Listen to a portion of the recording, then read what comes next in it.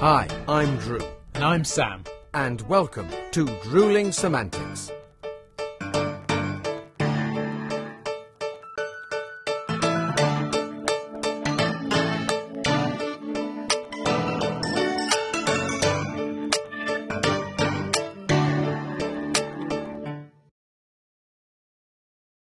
Hello, mate. How you doing?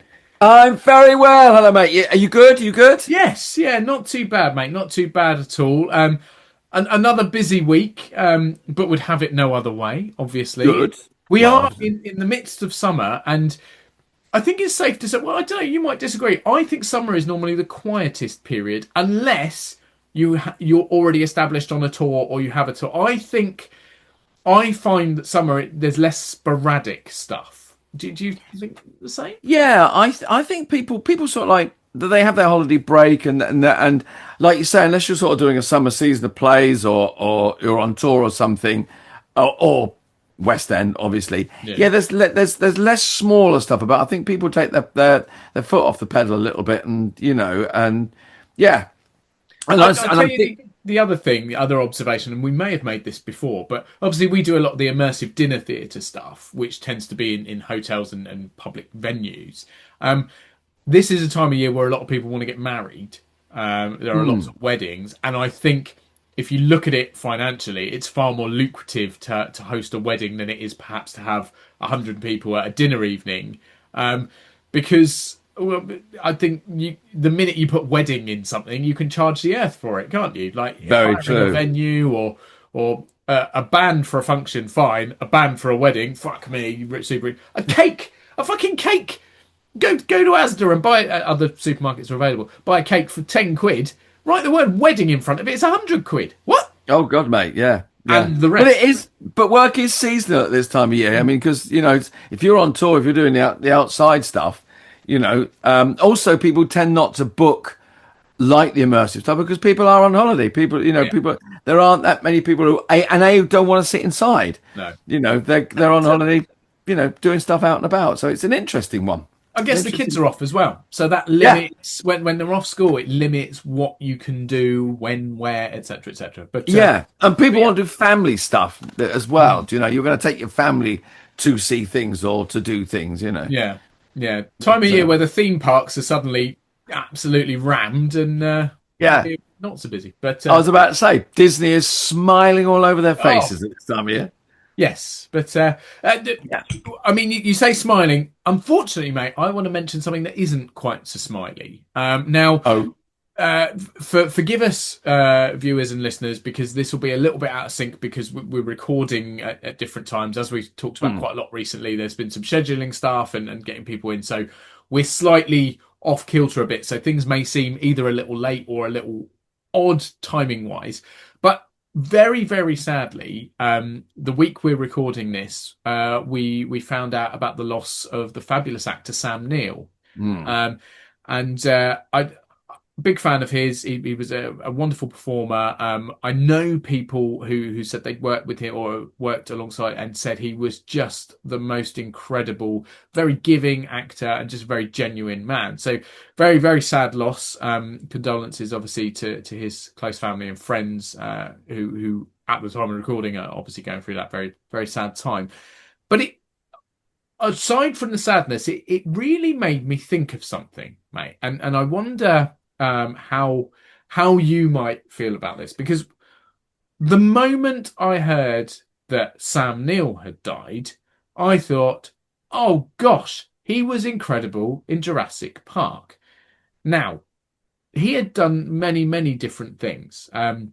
He was in Bicentennial Man, which is one of my favourite films, mainly because Robin Williams is just brilliant in anything he ever did. More recently, he was in Peaky Blinders. Peaky Blinders, I believe. He was in Hunt for Red October, wasn't he, alongside Sean Connery?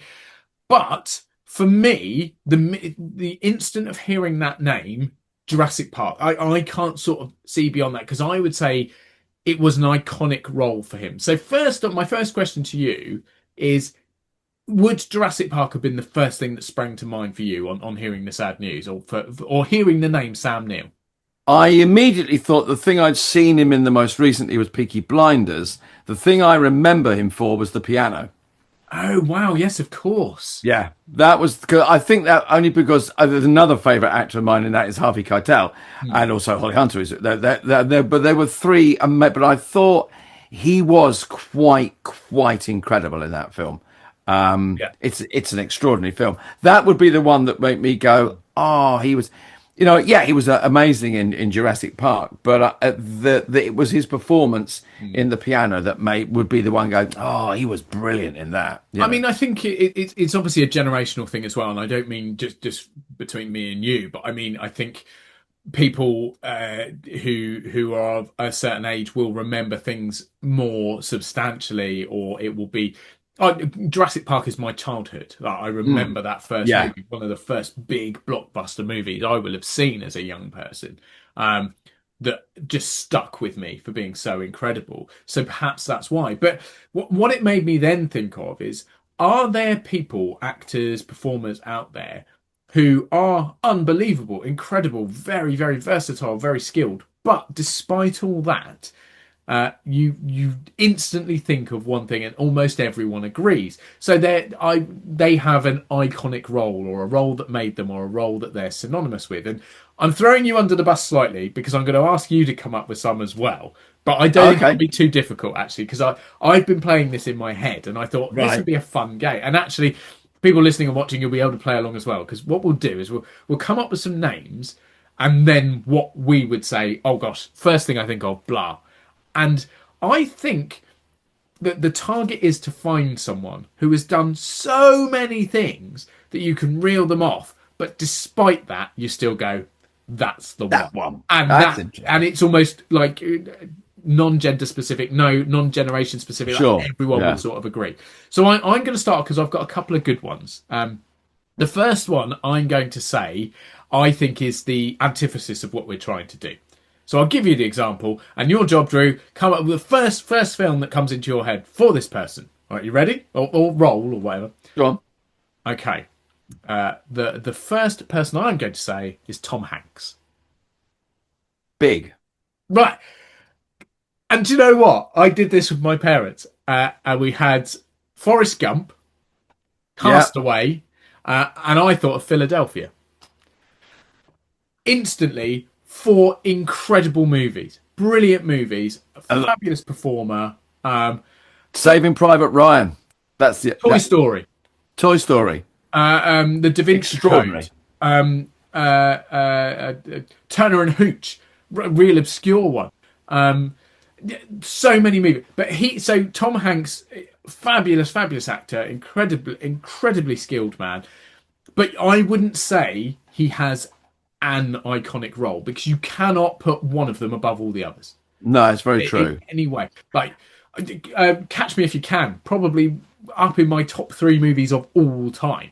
Yeah. But it does bring Yeah. me to the next person I'm going to mention. I was going to say, well, but I'd be interested.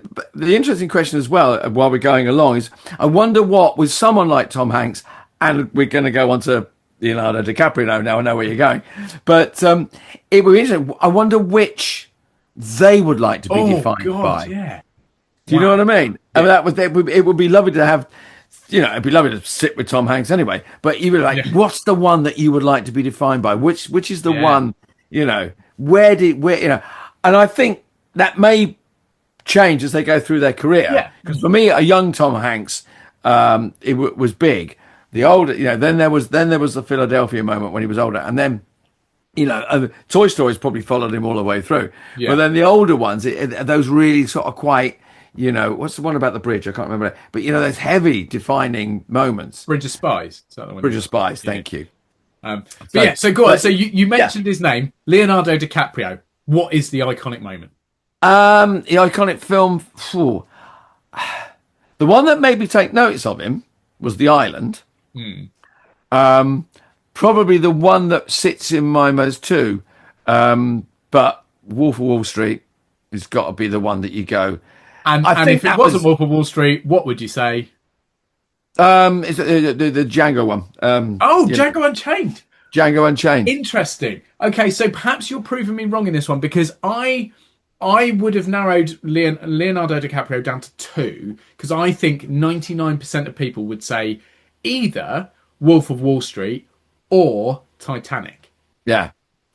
And now Titanic obviously wasn't his first movie. Is it What's Eating Gilbert Grape? Gilbert Grape, yeah. And Yeah. he'd done various other things. But Romeo I and think, Juliet.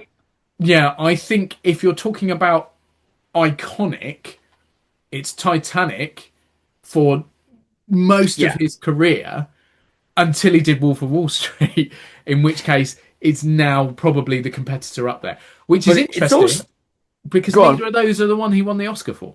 No, because that's what I think. It's whether the performance. Now I'm going on whether it's the performance or the movie. The movie Titanic, you couldn't ignore him for that. You can't ignore. Kate Winslet, not my favourite actress, but a very, very good actress. But she will never be forgotten because she made Titanic. Yeah, it's like but Gone with the Wind. Oscars for other things as well. Yeah, exactly. You would still probably jump to Titanic. Now, I'm not saying that everyone is ever going to agree. That's not possible. But what I think we're looking for is the one where you cannot deny the fact that 99% of people would go, that one. That's the one. So here's one for you. And instantly, I want what's the first film that springs to mind, or what's the big one? Arnold Schwarzenegger. It has to be Terminator. I think that's close to an example of what we're looking for here. Yeah. Right, so Arnie, people may not know, I am a super Arnie fan. Like absolutely think he's one of the best actors of all time. And people say he's not a great actor, but actually he plays on that, and he is, because he does play different levels. Early doors, he was just a big muscle man who they brought in, and he didn't really know what he was doing, but he was still bloody phenomenal because he was being him with a bit of fun alongside or whatever. Yeah. But he's done some incredible roles. Things like Predator, Junior, Twins, Kindergarten Cop, Collateral Damage. There's so many massive movies. But if you say Arnold Schwarzenegger, people will say Terminator. I think he's up there with... He's an icon for everything he's done. So many different things. The Running Man, the Sixth Day, Total Recall. You could go on forever, but I would pretty much guarantee, as said, 99% of people, you say Arnold Schwarzenegger, they go Terminator. Yeah. And nowhere near his first movie. He'd done a good few before. God, no. I'm just writing one down that came to mind. Oh, you're thinking as we go along, right? I know just one cropped up there. I was like, okay. Yeah. Well, so do you want me to throw a few more your way, or do you want to do what? Well, throw a few. I'll tell you. Do a couple more, and then I'm going to go with a couple for you. Okay. So I may obviously tread on your toes here. I apologise. I've got one that I think is even more so than Arnold Schwarzenegger.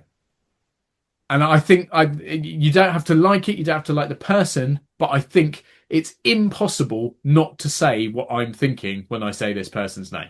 Ready? Go. Daniel Radcliffe. Yeah. It has to be Harry Potter. It does. Interestingly, he's been quite outspoken about how it's not all he wants to be remembered for, hasn't he? I like him as an actor, but I can't think of anything else he's done. No. And it's not eclipsed by that. I think he's running away from it because I think I think he's in a very fortunate. I mean, like it or loathe it, it's a great franchise. It does absolutely nothing for me. It leaves me cold in much the same way that Lord of the Rings leaves other people cold, and I think it was genius. That's just taste.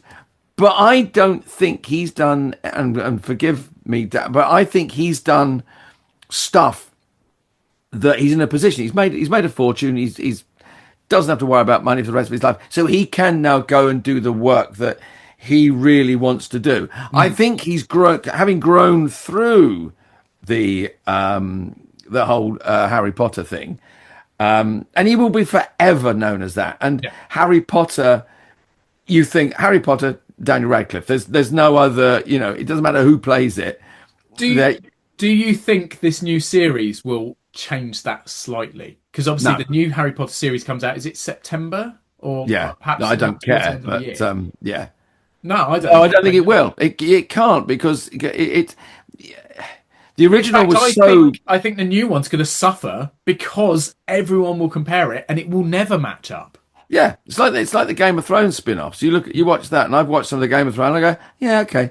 It's like The Hobbit. You know, they made three. They stretched The Hobbit to unbelievable lengths. It was beautifully done, but it was nowhere near. Not Lord of the Rings, yeah. The whole three films couldn't beat half an hour of Lord of the Rings. You know, it just couldn't. I mean, but people wanted it in the same way that people wanted, you know, Game of Thrones spin-off and all the rest of it. But and I think the TV series of it's done. You've done Harry Potter. They were good films. They were quality films. I watched one. I fell asleep halfway through it. I really did. I don't like the films because I was such a big fan of the books and grew up as a child reading those books. And there were so many discrepancies and so many changes. Some they had to, obviously, because you can't have things that long. Same with you'll say the same with Lord of the Rings. The films are phenomenal films. Not a patch on the books because they won't have included everything because it's not possible. They're already 3 hours long.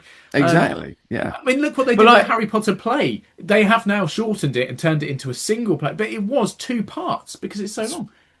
You're so anti Harry Potter. It makes me laugh. I'm not anti it at all. It doesn't interest me at all. I read the books and it's so derivative. It was so copying so many things, and it was like, okay, and J.K. Rowling sat in a cafe in Edinburgh and wrote it, and she made millions, billions. Good luck. I don't, you know, it just doesn't interest me.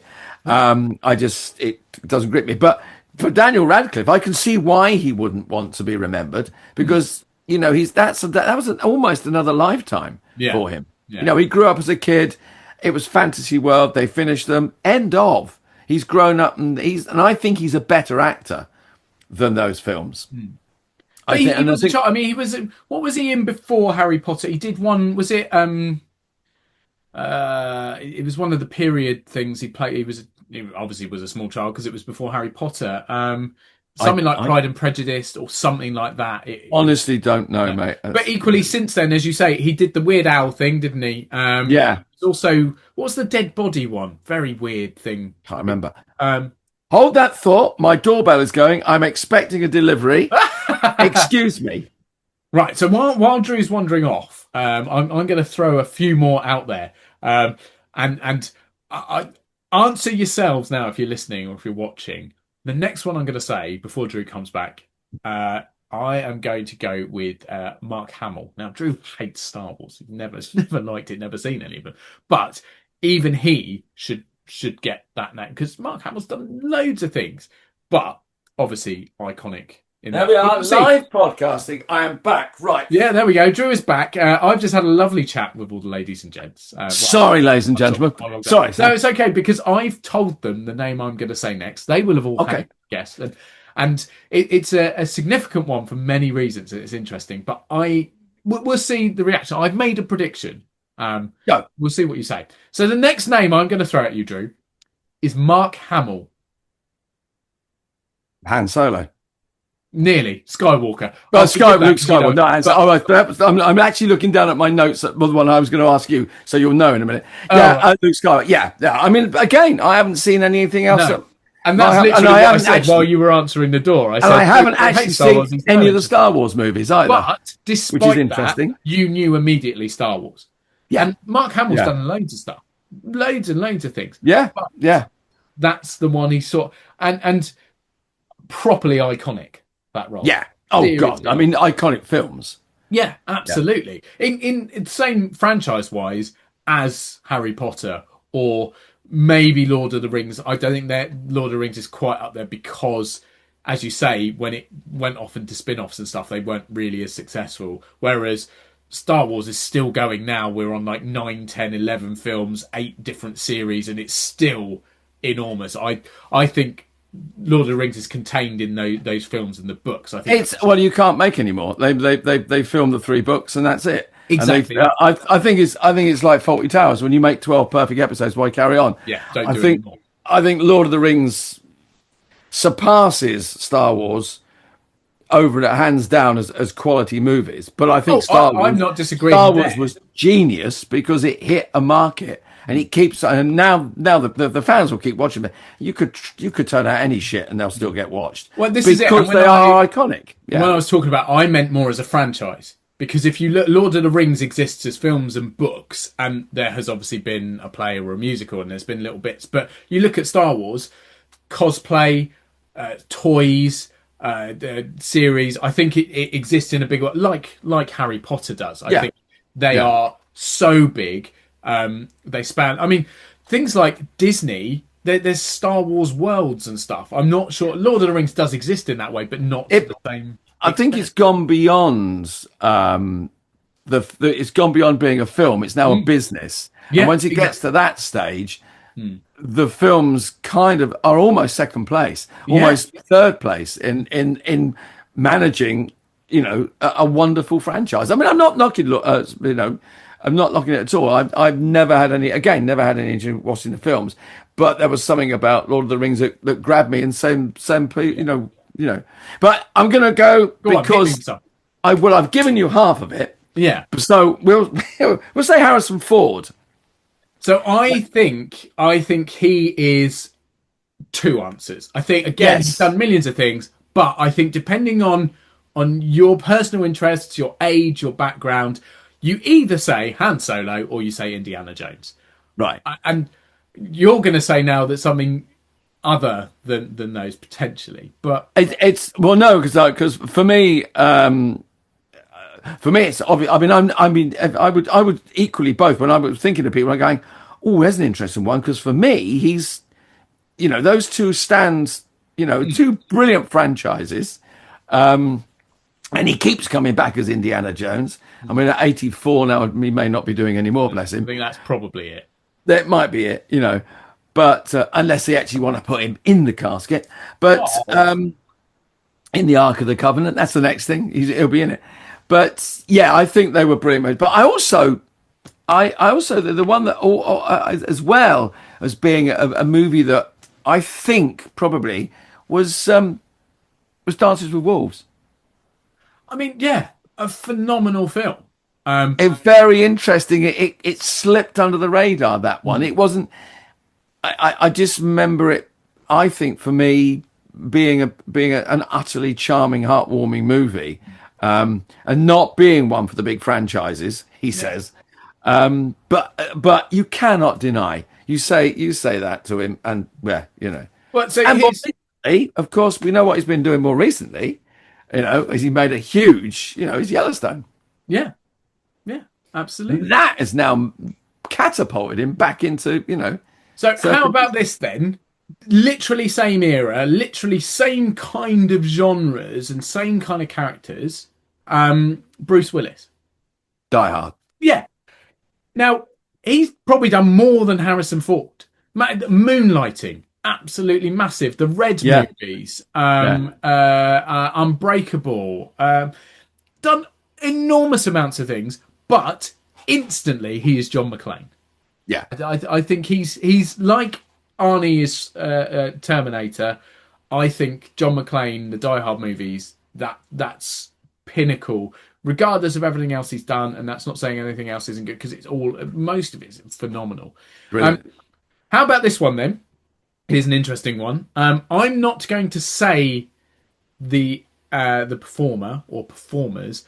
I'm going to say the show, and then you can think about all the people. Okay. Friends. I knew you were going to say Friends. Absolutely knew you were going to say that. They've all of them done so many things. Numerous things. I think you'd probably say Jennifer Aniston has done more than the rest if you look at number of movies and things. Yeah. You would put David Schwimmer has probably done stuff most recently that was big.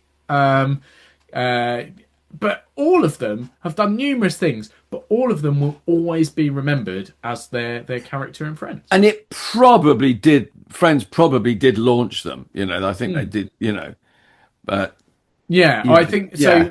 I'm trying to think. So, bloody hell, what's her name? Who plays Monica? Can't fucking think past. She was in a couple of music videos, and had she done Scream already? I think she did that famous one where she was pulled on stage by Bruce Springsteen, wasn't she? What is her friggin' name, Drew? Courtney Well, Cox. obviously well known Courtney because Cox, of Friends, but Courtney we can't Cox, think of her bloody name. I can't think. Courtney Cox.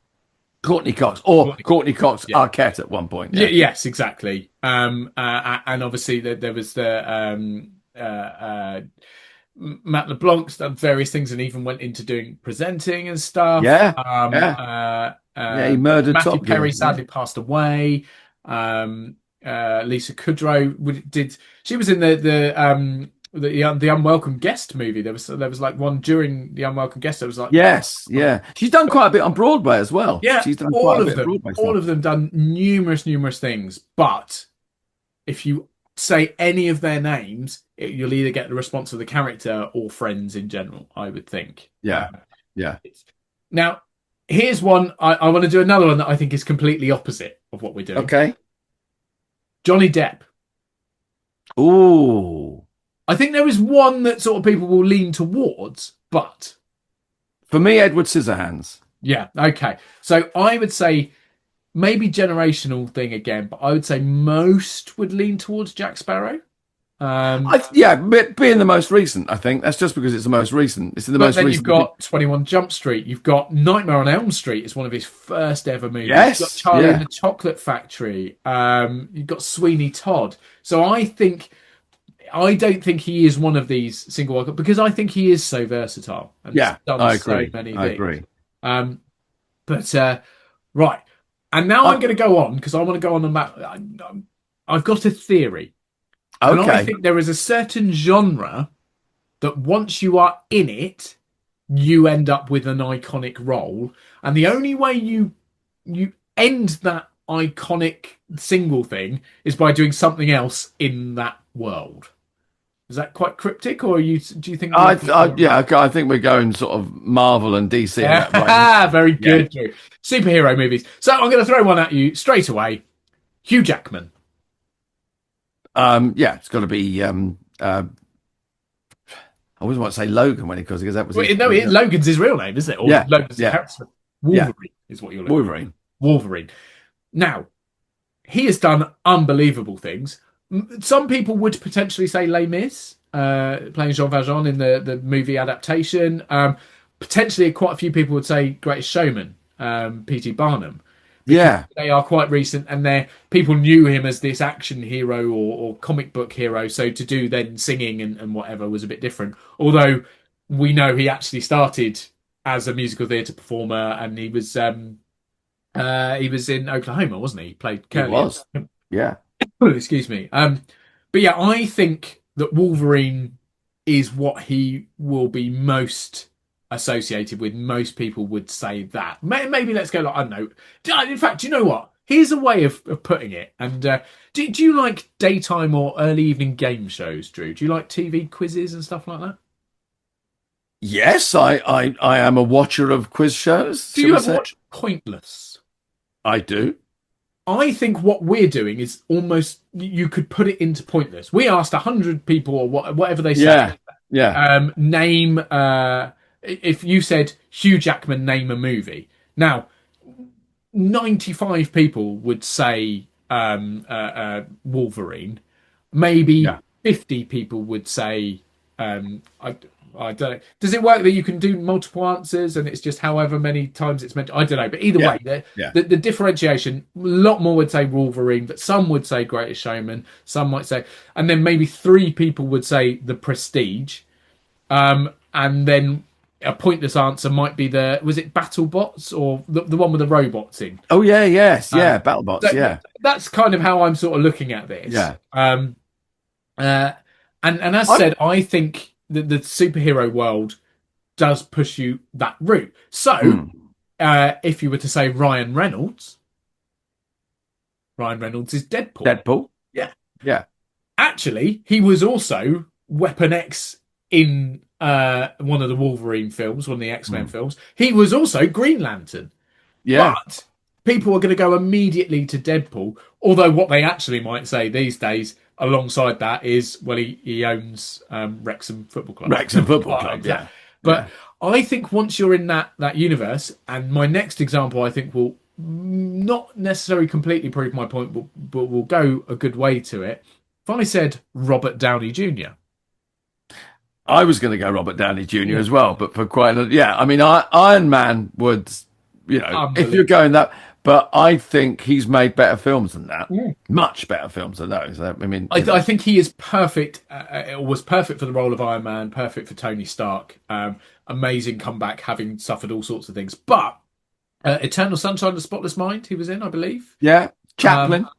And yeah, he's done so many things. I think that Iron Man overrules them all because it's such a massive universe. He did so many films or featured in so many films in that role. But as we all know, he's about to play Doctor Doom in the Marvel universe. So he's playing a new character.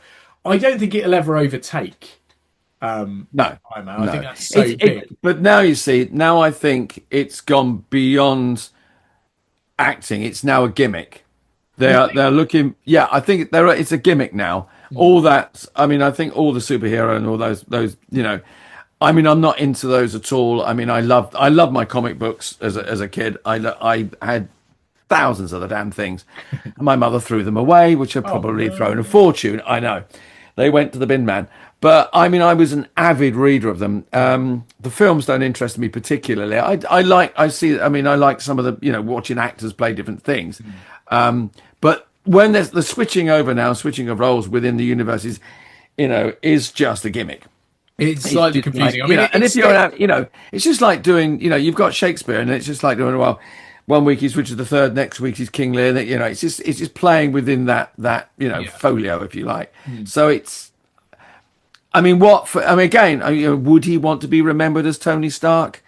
His bank balance, yes, but I think he gave a far, far better performance as Charlie Chaplin. He acted his heart out in that. He acted. Tony Stark, he's wandering around in a good suit and with billions of dollars behind him. Won an Oscar for Oppenheimer. Quite, So, here's one for you then. Go on, then. Throw someone, an actor that I particularly like, and again, he's Brad Pitt. Ooh. Now, isn't it tricky? For me, the first thing that springs to mind is Fight Club. Yep. Okay. That's the one above all else. But my favourite, possibly up there in my favourite movies ever, is Ocean's 11 or the Oceans trilogy. See, I love him in the Oceans. I think he's but brilliant. I also love him in Mr. and Mrs. Smith, which I think is a fabulous film. Benjamin Button is a fabulous film. Yeah. Then there's it just came in my head and left me now. He was in Troy. He wasn't Troy. It was not the one. Pile of pants. It was just a lot of shit on a beach. It was fucking dreadful. I mean, come on, it was awful. What's he did one recently? I say recently. It's probably not that recent, but is it Bullet Train or something like that? Is he in that one? I don't know if it's called that. What's the Tarantino movie he did when he was?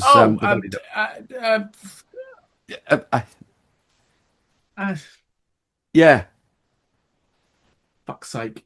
It came out, yeah. But I mean, he was fabulous in that film. Seven just sprung to mind. Yeah. There's one you think, there's an actor that you think, pretty boy actor. No. Fabulous actor. Oh, fucking Snatch. Yeah. I mean, Jesus. Awful Irish accent, but brilliant. Dreadful Irish accent, but Jesus, he was funny. So I think he's another one where I think different people would immediately go different. I don't think there's... but isn't it? Yeah, that's the pointless question. Which one's going to be the pointless one? So I've got two that I'm going to throw your way. Okay, I'm going to throw a couple at you in a minute. Yeah, so I'll do two, you do a couple, and then we'll let people go because they probably turned off now because we're just entertaining ourselves. But I am 99.99999% sure that these would be almost 100 on Pointless, if not 100. So first one, Heath Ledger. Oh, yeah, Joker. Yeah, again, Joker. Unbelievable movie history. Yeah. Oh, I've just thought of Meet Joe Black was one of Brad Pitt's ones, wasn't it? That was a beautiful film. Yeah. I thought of it because Heath Ledger also did something similar, didn't he? It came to. I mean, he did Breakback Mountain. He did. Is it 10 Things I Hate About You or something like that? 10 Things I Hate About You. Yeah. But yes, no. he got the posthumous Oscar for it. He was the Joker. Others have tried. Others have done very well, but he will always be the Joker. There was something very special about that performance. So that's one that I think I think safe bet. There's the iconic role, and this one just because it makes me laugh to think of his performance. If I said to you, Drew, William Shatner. Well, it's got to be bloody Star Trek, hasn't it? He is Captain Kirk. Star Trek. He is Kirk. He is Kirk. He is Kirk. And that man he's nearly 100 years old now. I think he's still working, and he's done more films than probably you can even name. Yeah. But he will always be Captain Kirk. Right, and my two. Well, I've got two or three. I'm going to throw some ladies at you now, which I know. All right. Okay, so Judy Garland. Going back a bit now. Wizard of Oz. Wizard of Oz. Dorothy. Yeah. But, okay. So many iconic movies. So many movies. Yeah. So many movies. Such a big star. So then, daughter Liza Minnelli. Well, Chicago is the one that jumps to mind. That is right. Oh, you mean Cabaret? Cabaret. Fuck's sake. Yeah, Yeah. So good. Sorry, I thought Chicago was fucking shit, so I apologise, Liza Minnelli. Oh, really? Oh, that's interesting. Well, I saw it on stage, and it wasn't a good cast for it, and I really didn't enjoy it. They didn't look like they were enjoying it up there. So it's interesting because I think Cabaret. I think she made Cabaret. I mean, Cabaret was a brilliant musical, stunning. Yeah. And I think she will be remembered for that because she was absolutely beautiful, wonderful performance. Yeah. But I think she also helped elevate that show as well. I think she did so. Same as I think with Wizard of Oz. Sigourney Weaver. Oh, Alien. Ripley. Yeah. But she was also in Ghostbusters. But she's also done some stunning films. Yeah. Brilliant films. Yeah. And the last one, of course, which we're going back to the franchise, and it has to be said. You know where I'm going, don't you? Go on. Carrie Fisher? Well, yeah. I mean, again, done so many different things, but she will always be Princess Leia. Yeah, exactly. They would sort of, it was brilliant. And if you, and it's just funny because I was Googling a couple of things, and if you put princess into Google search, it comes up Carrie Fisher. It's amazing. Wow. It's like no royalty, nothing. Synonymous. Princess Leia is the first thing that comes up in a Google search, which is brilliant. Well, there we go. I think we've just indulged ourselves for the best part of half an hour, 40 minutes, Drew. But I think it's quite interesting. I think so. And I think we should end by saying again our sincere condolences to the family of Sam Neill. Absolutely. A man who was immensely talented, will probably be remembered for most by Jurassic Park. But as with any of these people we've talked about, just because there's something that stands out doesn't mean that they weren't enormously talented and did lots of other things. And maybe it's a sign that we should look at a few other things for a few other people. But I'll tell you what, Drew, I shall raise a glass to you and to all our lovely listeners and watchers. Absolutely. And we'll come back next week with a guest. How about that? Let's have a guest. Till then, see you all later. Thank you, everyone. Take care, everyone. Bye-bye.